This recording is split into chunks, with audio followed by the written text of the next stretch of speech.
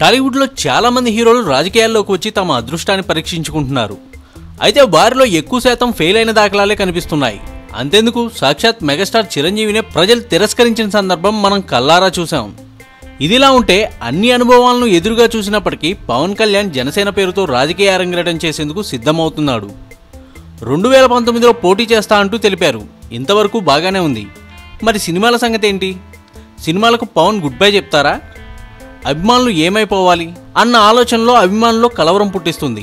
అసలైతే గబ్బర్ సింగ్ ఆడియో వేడుకలో మెగాస్టార్ చిరంజీవి తనలా కాకోకుండా పవన్ అటు పాలిటిక్స్ ఇటు సినిమాలు రెండూ చేస్తారని చెప్పారు. అయితే అన్నమాట జవదాటని పవన్ సినిమాలు తీస్తూనే రాజకీయాల్లో క్రియాశీలక పాత్ర పోషిస్తున్నారు. ఈ నేపథ్యంలో గోపాల దర్శకుడు డాలీ దర్శకత్వంలో కాటమరాయుడు సినిమాల్లో నటిస్తున్నారు.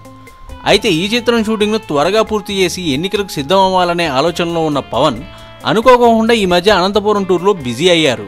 ఇదంతా చూస్తుంటే పవన్ సినిమాల కన్నా పాలిటిక్స్కే ఎక్కువ టైం కేటాయిస్తున్నాడని ఇట్టే తెలిసిపోతుంది. మరి ఈ క్రమంలో పవన్ సినిమాలకు గుడ్ బై చెప్పేస్తాడేమో అన్న భయంతో ఉన్నారు ఫ్యాన్స్. చూద్దాం మరి ఏం జరుగుతుందో.